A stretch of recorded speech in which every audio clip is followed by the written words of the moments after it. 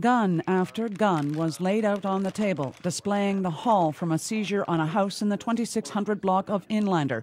Just a few samples: a loaded .25 caliber handgun, a loaded 12-gauge shotgun, a loaded modified .308, a crossbow, and more than 800 rounds of ammunition.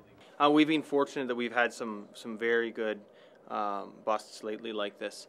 And it's something we're focusing on with what's been happening, particularly in the last 2 years in town, where we've seen some instability, I suppose, in the gangs here and the drugs and people fighting for territory. One man has been taken into custody, but his name is being withheld pending charges. Investigators believe the number of charges, though, will be in the dozens. The suspect is well known to police with involvement in gangs, hence he has been designated a prolific offender. Prolific offender program is basically a program that focuses on the worst of the worst offenders in our community.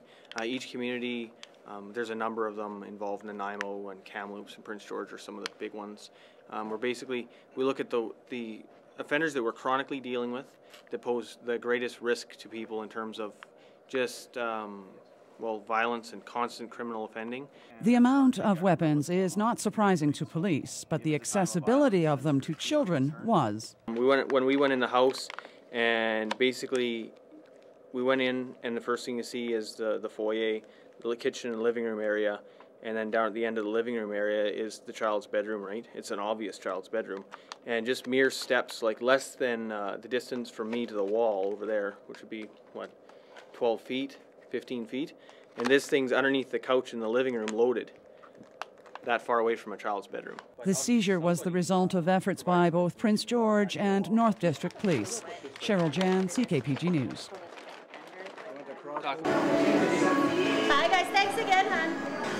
The business of serving booze has been very regulated, in particular when it comes to minors. In the interest of public safety, the province is driving that message home with increased fines for offences involving minors.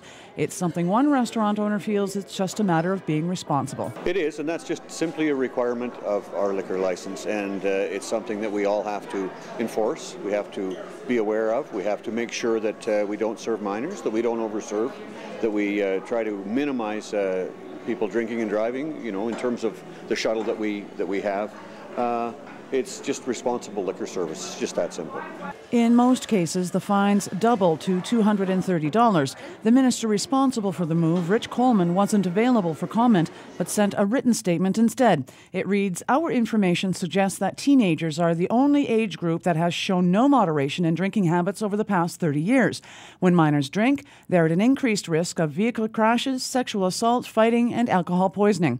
For Gable, an increase to the fines is not a hardship. In fact, he supports higher fines. For them to say, no, we want to increase fines or we want to increase enforcement, I think in every aspect is a good thing. I mean, the Riverstone, we have a shuttle here that take people home so that they don't have to drink and drive, and I think every liquor establishment in the city should be doing the same thing. Gable says he's never faced a fine, nor have any of his staff, and he'd like to keep it that way. Cheryl Jan, CKPG News.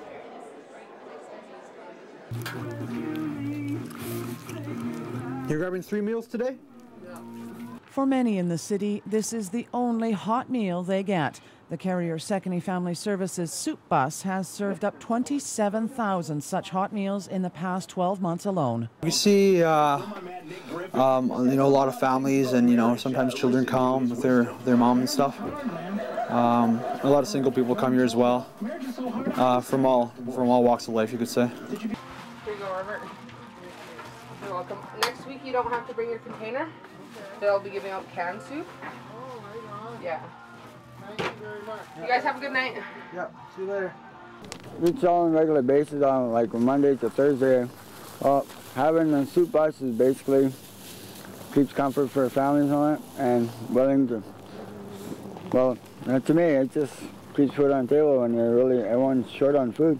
The service is in jeopardy, though. With the federal government restructuring its urban Aboriginal strategy, the soup bus will lose its funding. It means the service will wind up at the end of February, unless alternate sources of funding are found. I just think it'll be such a sad day if the program has to end, because again, if you look at the need, especially given the current economic crisis, there's more of a need now than there ever was. It costs $165,000 a year to provide thousands of hot meals 3 days a week. For those who both run the service and those who use it, there's more to it than just a hot meal. We also like to refer people to different programs that we may find useful for them. So, say if somebody's needing life skills or anything like that, we can refer them to the proper program in our community here. Cyril takes the possible loss in stride, saying if the soup bus is a thing of the past, he'll just have to find somewhere else to get a hot meal. Cheryl Jan, CKPG News.